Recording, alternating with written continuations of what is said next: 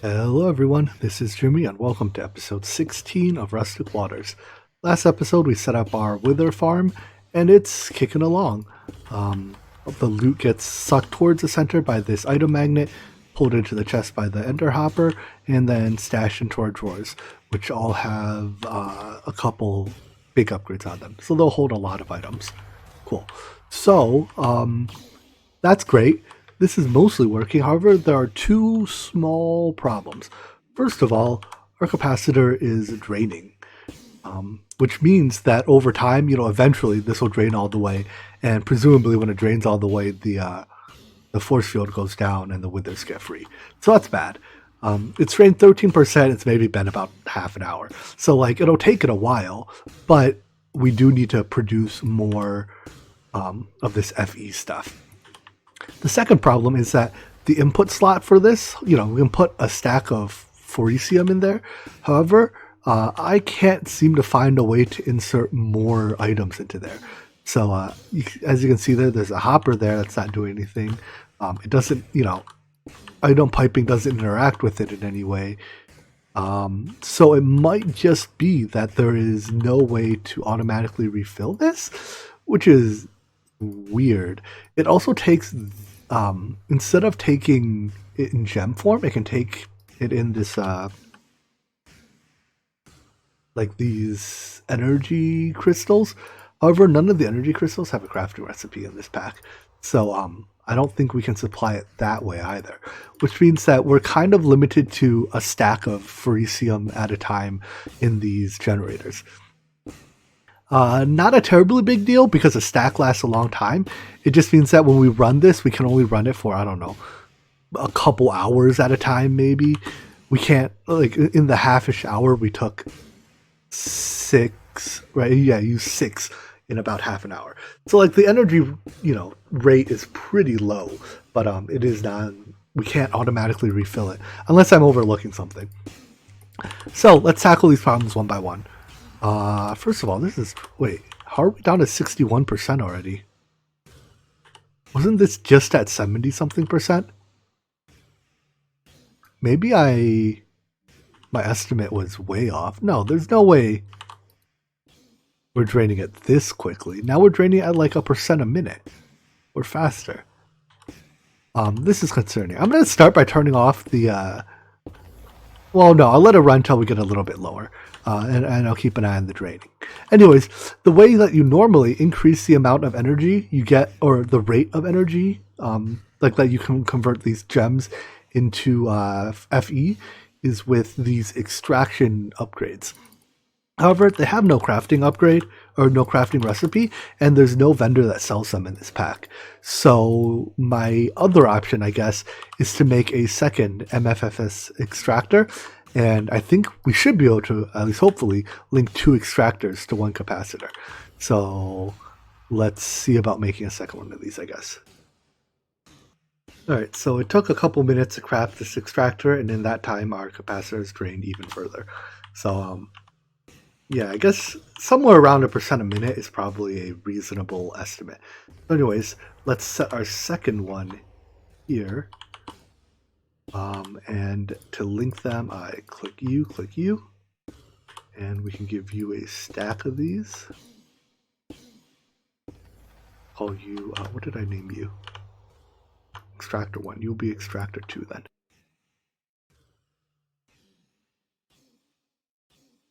For some reason I can't type in this field. No? Alright, I guess you don't get a name. And we'll have to turn you on with the tool. In Twitch mode. Alright, so now with 2 running, hopefully this will go up. It'll be a net increase, not a net decrease. I guess we'll find out. I'll let it run a couple minutes longer and see whether we're at 50 now. We'll see if it goes up or down. Alright, it's been a couple minutes and our capacity has gone up, which means we are now generating energy faster than we are draining it, which solves one of our problems. It doesn't solve the fact that I still can't automatically insert items into here.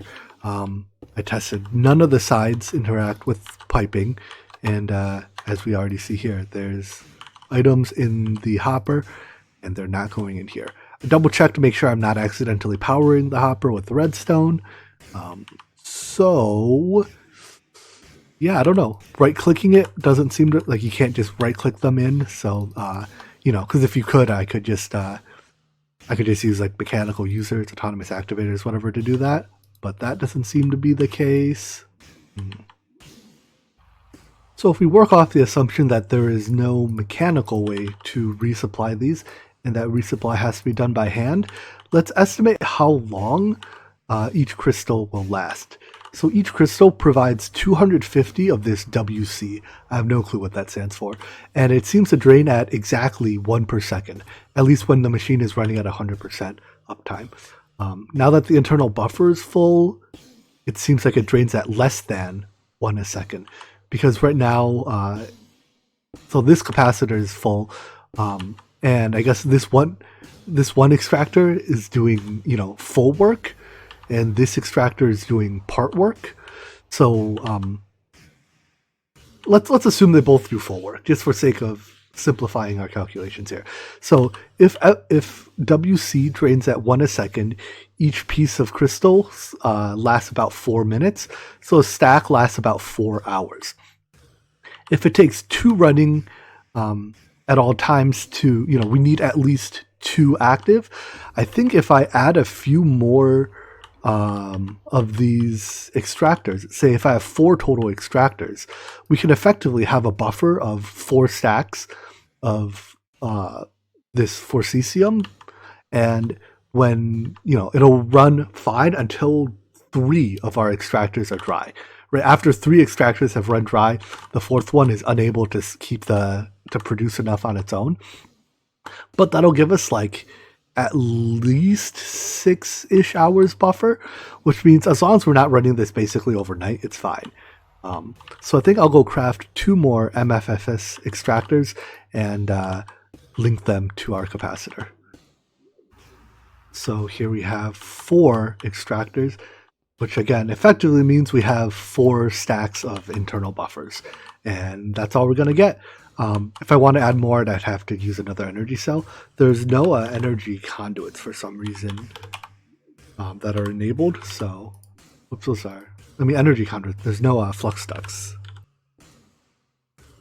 Right? Like they don't have recipes. Oh wait, the cryo-stabilized flux duct does have recipes. Oh, okay. I didn't realize this tab was here because I saw this one, and we can't you can't make the empty one, but we can upgrade ender energy conduits into these. Okay, so I guess we could add more if we want, but these energy extractors are like pretty expensive on their own, using a lot of infinity iron, machine frames, gears, whatever. So 4 will do for now.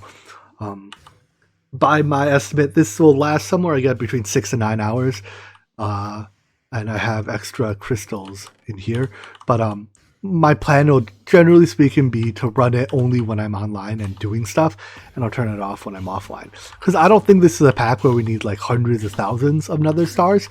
I think just having, a couple hundred is enough. And the loot chest I don't really need anything for either. All right, so I think for now we can call our wither farm done. I actually think we don't need to upgrade it to a higher tier capacitor either, because oftentimes I see the pop-up come up on the spawner that says like either too many mobs or not enough space, which means that we're not actually limited by the spawner. We're limited by how slow we're killing them, and we can't really make them kill any faster as far as I know. So yeah, here we have it. 1 fully complete. Will only blow you up if you AFK for more than 9 hours at a time with their farm. I could actually work around that blow you upness by surrounding the entire thing in witherproof blocks, because that way, even if the force field goes down, then they're still trapped inside, right? And then they'll grief the spawner, but they won't do any other damage. But like that's a lot of blocks. I have to surround this entire thing with witherproof blocks, and I don't feel like doing that. So we'll see how many times I forget to take the, unplug it when I log off and log into my base being destroyed and loading a backup before I decide to surround it in witherproof blocks. In any event, let's move on to something else now. Somewhat annoyingly, at the top of our screen here, it will always say wither, I think, because Wait, maybe not. Never mind then. Nope. There they go again. Yeah, it'll always say wither because as long as there's withered spawned anywhere, I'm not sure if it's global or if it's here. If I go to like really far away, okay, it does go away. So it's not quite global, but because I built it like more or less directly under our base, I'll always see it. That was maybe poor planning. Oh well. Hey, I'm actually kind of curious. Is a chunk it's in chunk loaded by default? If it isn't, then that's one way that it'll kind of prevent. Let's check that. It'll prevent us from accidentally exploding while offline. Quarry. First of all, how many chunks does it span? 2 by the looks of things. I know it spans 3. It spans 4 chunks. Huh. Maybe I should have tried to build it all in one chunk, but too late now. Anyways, where is that waypoint? Over there. So yeah, I'm pretty sure these chunks are just actually in chunk loading range. Wait, where's my chunk loader here? Let's confirm. So my chunk loader is here, loading this chunk, and so it's in this chunk, and it's loading this chunk, which means it's also loading this chunk. So yeah, it is loading at least part of the mob farm. I should probably make sure the entire thing's loaded then. If it's loading the spawner but not all the walls, I could see bad things happening. Alright, I'll drop a Weirding Gadget down there to load it. Anyways, moving on to the project for today though, I want to start getting into applied energistics. Nice.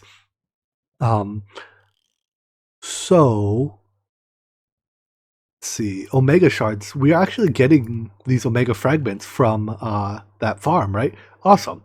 So what a convenient time to transition to this. And the other thing we need is to get the presses from our from all the asteroid, meteor, whatever things around. So I guess let's start with the presses. Thankfully, these meteors have been super easy to find since we've been, harvesting from them since episode 1. Epic loot chest. Wait, what?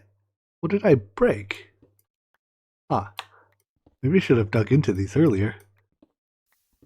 Was that not the center?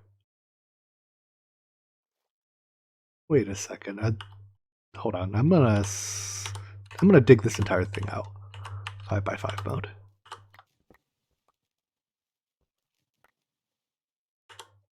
Did I get the epic loot chest instead of? Oh, I see.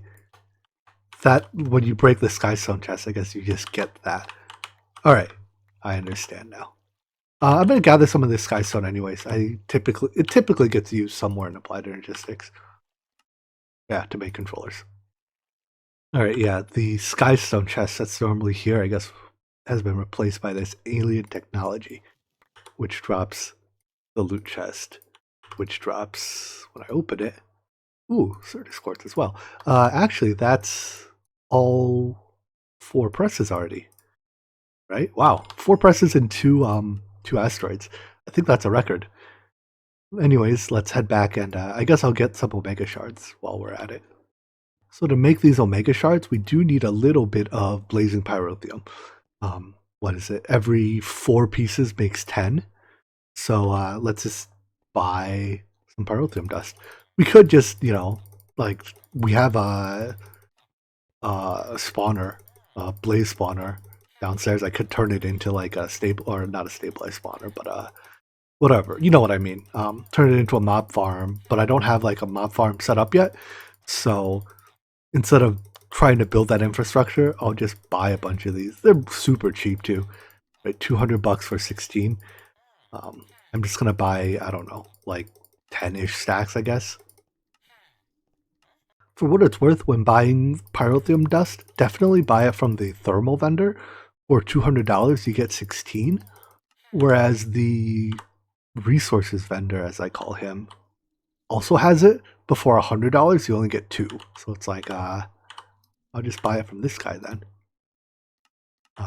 Yeah, thermal upgrades. I guess it's technically not an upgrade, so this guy's a misnomer. But yeah, it's a good deal. Anyways, here's a lot of it. and I can start turning some of those omega shards into omega whatever shards into fragments, or fragments into shards, one or the other. Thanks to our withers, we have plenty of these shards to go around. Can I fit 18 stacks in my inventory? No, I cannot.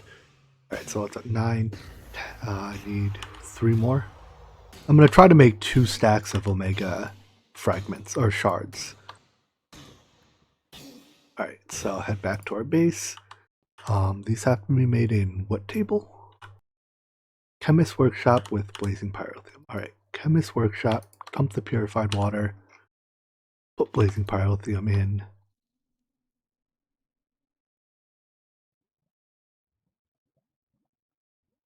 Alright, 1 stack. Apparently made way more Blazing Pyrotheum than I needed, is what I'm discovering here.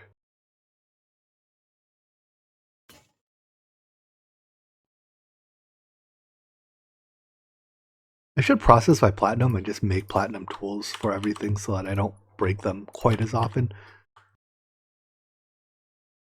Alright, anyways, 2 stacks of omega shards. That should be enough to get us started. I'm probably not going to follow the quest line here much because the vendor allows us to skip so much of these things. For example, basically everything except the terminals, I think, and like import-export buses, we can buy from him, right? Wherever he is. Come on, AE2 vendor. Yeah, so like it's definitely going to be easier to buy the drive than it is to make it, because these processors take grains of infinity. I think everything else is normal recipes, but grains of infinity are kind of really annoying to make. So I'll just be buying them, and yeah, and even stuff like 64K crafting storage or 64K item storage, I'll just buy these. I'm actually wondering, can I uncraft them? No, I can't. That's a shame. I was looking at it. It's actually, if we buy a 64K, if we could uncraft it, we buy the storage cell, we uncraft it to get the component out, and then we can, oh, it's cheaper the other way around. You buy this, and then you uncraft it to get the storage cell out, and then you can use that to make a 64, because this is only eight bills, whereas these are 12 bills each. But honestly, we're pinching pennies here, right? I'm not going to worry too much about that. So yeah, basically everything except like the buses. Actually, looks like it's just the buses and like the terminals that we can't buy. So for now, I mean, we'll just buy a few controllers, I guess. I'm thinking we'll need a handful to power the main network and then 1 to power a subnet. We're not going to need that many channels in this pack, so I think if I just buy 9 of them, do I not have any money on me? Yeah. All right, anyways, yeah, I'm going to do some shopping first, and then we'll build the components we have to. Like, we'll still have to build an inscriber and stuff. And let's make this group here the center of our ME system. There's a lot of space here, so we can, I don't know. We'll fill it up, I'm sure, with like terminals and stuff. So that ring will form our main network, and then I'll just put like a single controller here. Let's put it behind it. That'll power our like our P2P subnet. All right, but before we can do anything, we actually do need some processors because the vendor does not sell P2P tunnels, which I hope are craftable. Yeah, so we're going to need to make all these processors. I wonder, how do we make fluix? Can we make it the regular way of tossing Actually, I haven't seen any charge Certus, but we can charge Certus in our energetic infuser. Can we toss charge Certus into into water with like nether quartz and redstone? Let's try that. So I was gonna go process some of our nether Certus quartz ore into into crystals, and I was just wondering, can I break it with our drill? But the answer is yes. If you break it with the drill, you just get the ore back, like you silk touch it. But we also get EXP. It can make for a very interesting EXP farm if you have like a mechanical user breaking them and block placer placing them. But I'm not interested in the EXP farm right now. Just that could be a cute way to set up a very early game EXP farm. Um, yeah, they process into a lot of Certus quartz in the sag mill though, so I'll do that for now. So the normal way to make fluix crystals is to toss charged Certus, nether quartz, and redstone into water. And that doesn't seem to be doing it. That's a shame. The actual fluix crystal recipe is not pleasant. Takes a omega gem, which is 4 omega crystals, and 500 millibuckets of nutrient distillation. Is there a way? Is it buyable by chance? Doesn't look like it. Shoot. So that kind of brings me to a decision point here. Do we want to use P2P networks at all? The idea is that these pure fluix crystals or fluix crystals in general are, rather difficult to make and very expensive because omega gems, even though I'm crafting these omega fragments, I have to craft them by hand in the workshop. And it's like I have to deal with tools, yada, yada, yada. So if we don't use P2P networks, we just have to run a bunch of dense cables, which is fine because dense cables can all be merchant bought. Both the AE2 variant as well as the Ender IO variant. And I don't think they're terribly expensive either. So I'm leaning towards just doing that and running dense cables around to eliminate the need for P2P, which also eliminates the need for this guy. See ya. That means that we won't end up with a massive ME system, which is probably fine. It's not like, this isn't one of those packs where I'm going to consume 1,000 channels before the end game. The other thing that kind of leads me in this direction is that the creative era in this pack doesn't make any sense to me at all. So normally you end a pack by making creative vending, or in this case, creative ME storage, right? Because once you have this, you can partition it however you like to have infinite of any item you have. So for all practical intents and purposes, this is the end of the pack. However, there's all these other creative items, and they're all more difficult to make than the creative ME drive. So I don't understand why you wouldn't just make this and then you're done. Everything else is free. Looking at this, these basically ultimate ingots are very easy to make. Gold ingot and hooch. Hooch is just apples, right? Like some, plants and sugar. So very easy to make that. Singularities are your regular singularity game. You just have to, singularities suck as much as they do in every other pack, but there's nothing tech-wise difficult about it. It's just a grind. It's pretty annoying that you have to make them all in the Future Tech Workshop, because you can only make one at a time. Like, you make one and then you have to refill the buffer and you make one. Although, because you only need 4, maybe that's not so bad. And again, here, it's just like another 4 singularities, more ultimate ingots, compressed nether stars, and this is just food. Like, it's some work to craft it, but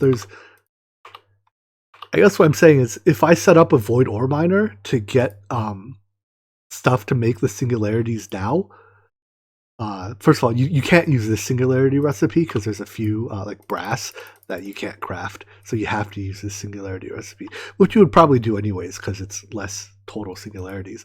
But anyway, it's like if I go set up the void ore miner now, we could probably actually just make all these singularities without doing anything in applied energistics. Which, now that I say that out loud, why am I bothering to set up an applied energistics system? Let me think a little bit more about what future plans are before I go build something we don't need.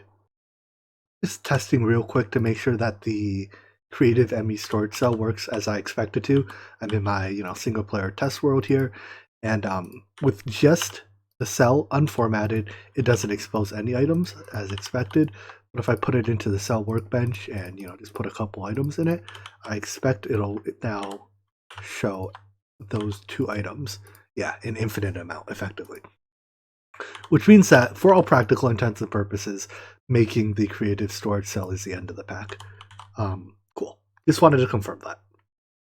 With that in mind, then, yeah, I think the ME system actually is not needed to. I mean, obviously, we'll need a very basic ME system just to use the storage cell. You know, we need a drive to put it in, uh, and like a literally 2-channel ME network to use it.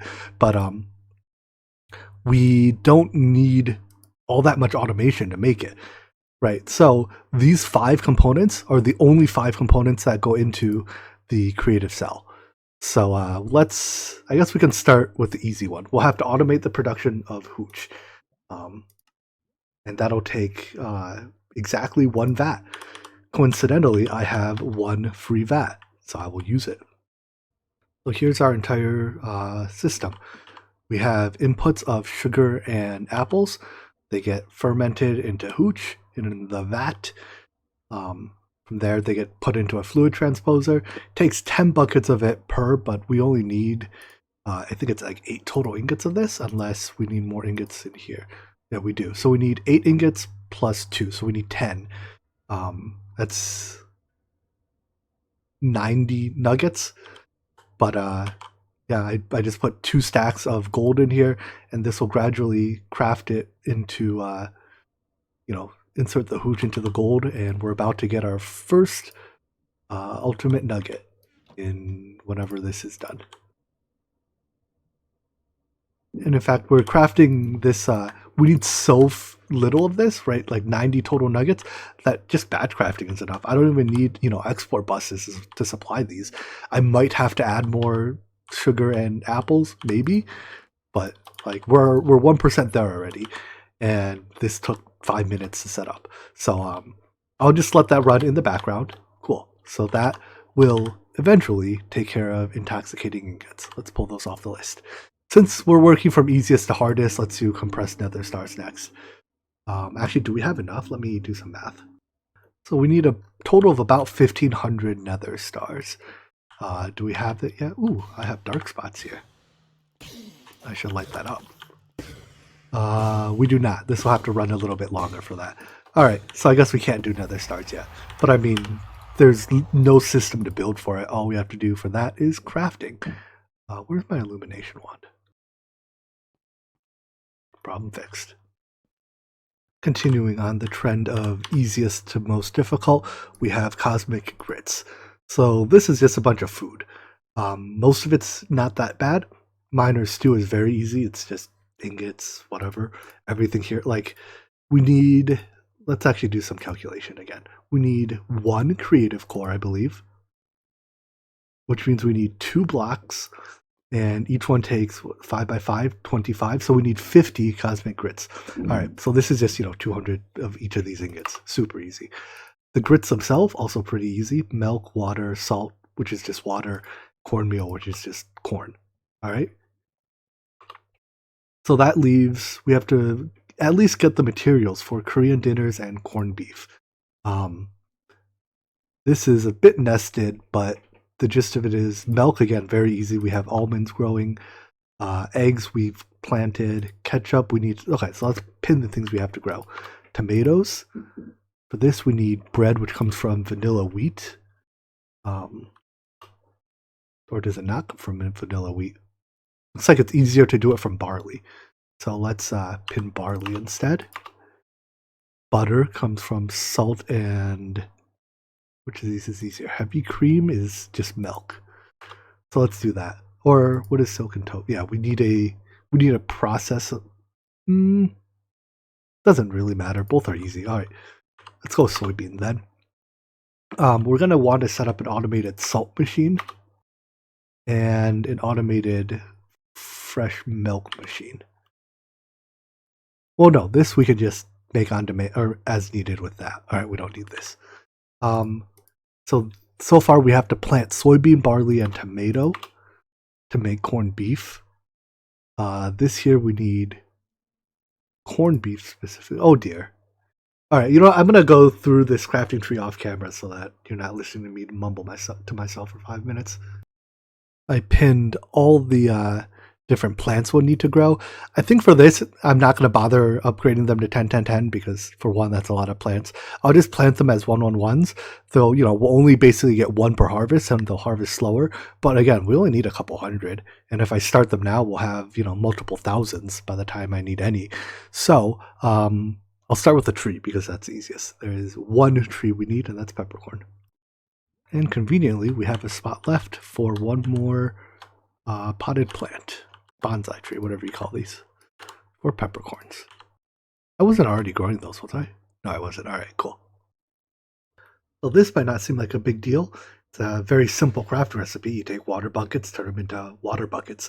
But these stack and are basically fully interchangeable with regular water buckets and crafting recipes, but they stack. So it makes crafting way simpler. So let's set up we don't need auto input. We'll just set up a system that'll auto craft a handful of these. We'll output to there.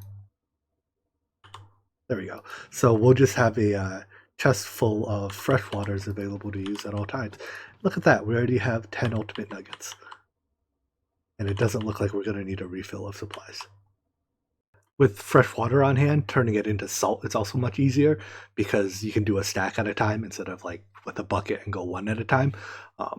So with that, I'll consider salt crafted and just unpin it. Anyways, I have to plant. Basically, all of these require planting. Well, peppercorn, that's a tree. We've already planted that. But a plant for all of these. And I'll just do that between episodes because that's literally just planting things and adding them to a drawer. Beef, I guess I need to set up a mob farm for, but I'll use one of those mini mob farms. So yeah, I think we are actually remarkably close to being done with the pack. And not done because I got bored, but done because we made the ME storage cell. So anyways, I know today's episode was a little bit all over the place. It's happened quite a bit this series, but made some pretty big revelations. So I hope you enjoyed this episode, and I hope to see you in the next one. Take care. Bye-bye.